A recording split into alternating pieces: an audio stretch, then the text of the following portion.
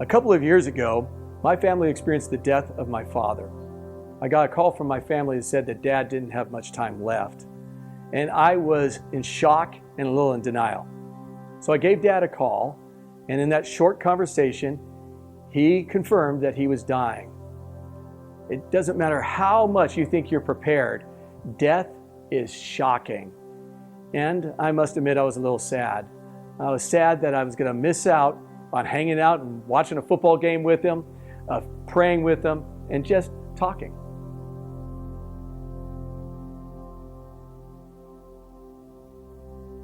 The night before Jesus died, he had a Passover meal with his disciples.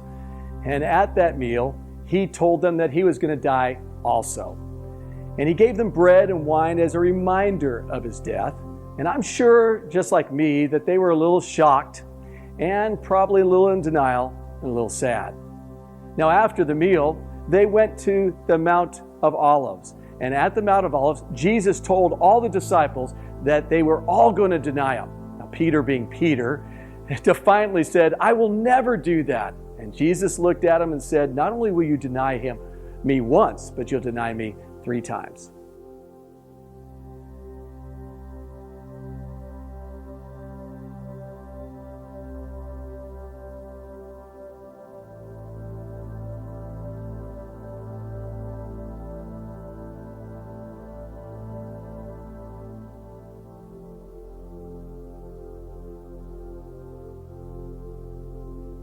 Then Jesus brought some of his disciples to the Garden of Gethsemane to pray, and he prayed for hours.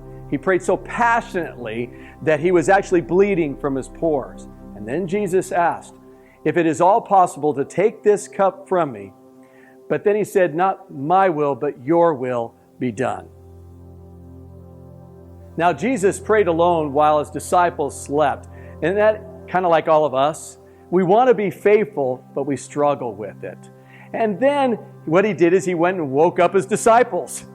And he told them that a large and very hostile crowd was coming, and Judas was leading it.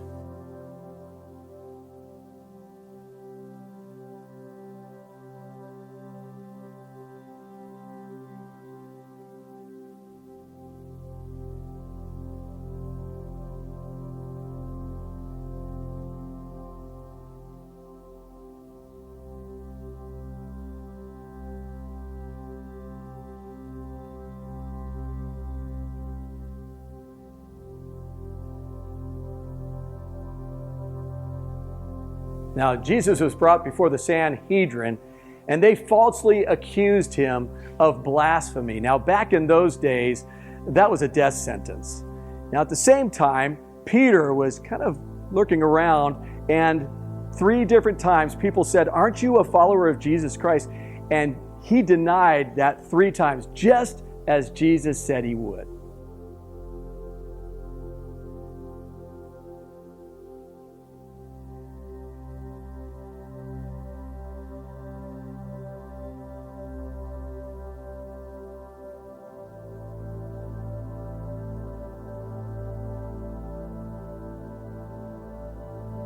The Sanhedrin had decided to put Jesus to death, and I always find it kind of interesting how Judas responded. It said he had great remorse. Well, what else do you think was going to happen?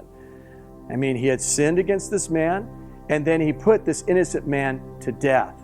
He even tried to give back the 30 coins of silver that he took for the betrayal, but it was too late.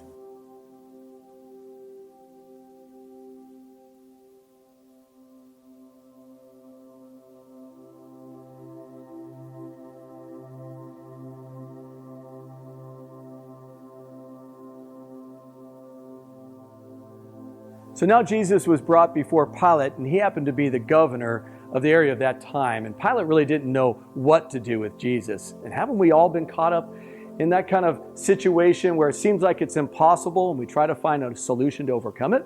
Well, that's what Pilate did. What he did is he said, "We're going to put 2 people in front of the crowd for a pardon."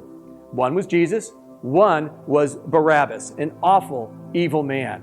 And the crowd chose Barabbas.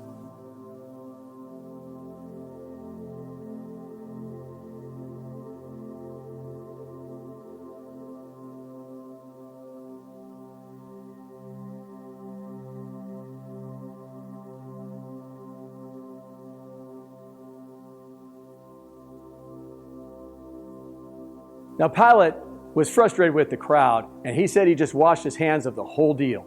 He gave Jesus to the mob and the soldiers. They ripped off his clothes and mocked him, put a scarlet robe on him, pushed a crown of thorns into his skull, and they beat him so much that he was unrecognizable.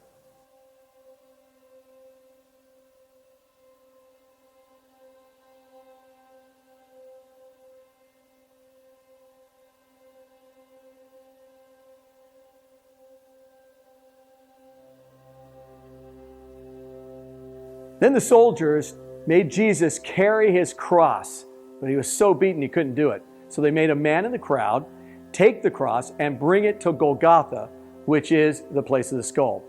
Now there, Jesus was crucified between two robbers, and the soldiers were gambling for Jesus' clothes right underneath him. And to add insult to injury, people were walking by mocking him for what was said above his head.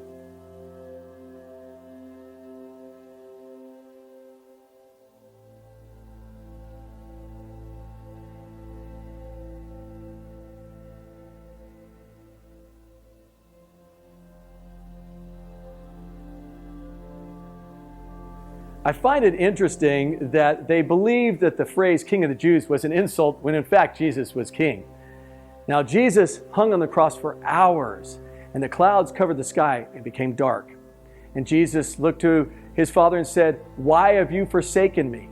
And I'm sure it was an ominous and eerie feeling for everyone in there to see an innocent man suffer and die.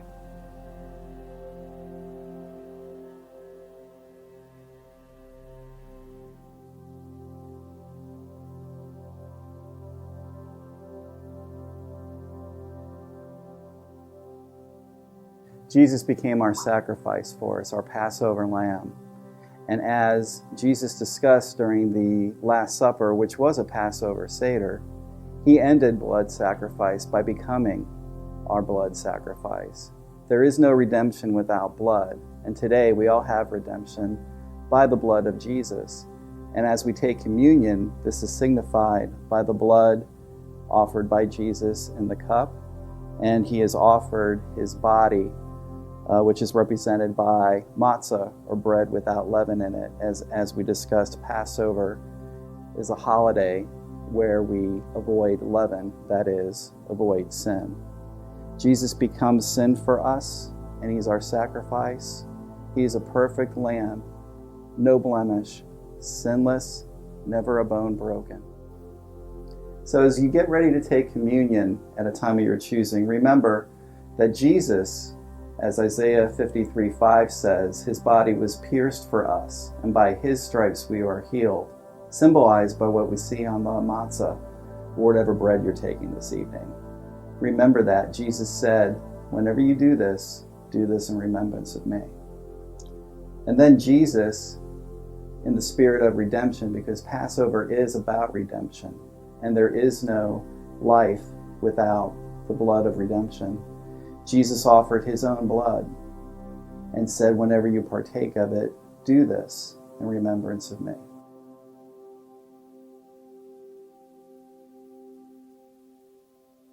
And when Jesus had given up the Spirit, the Bible says, and at that moment the curtain of the temple was torn in two from top to bottom. The earth shook and the rocks split. The tombs broke open, and the bodies of many holy people who had died were raised to life. They came out of the tombs, and after Jesus' resurrection, they went into the holy city and appeared to many people. When the centurion and those with him who were guarding Jesus saw the earthquake and all that had happened, they were terrified and exclaimed, "Surely he was the Son of God."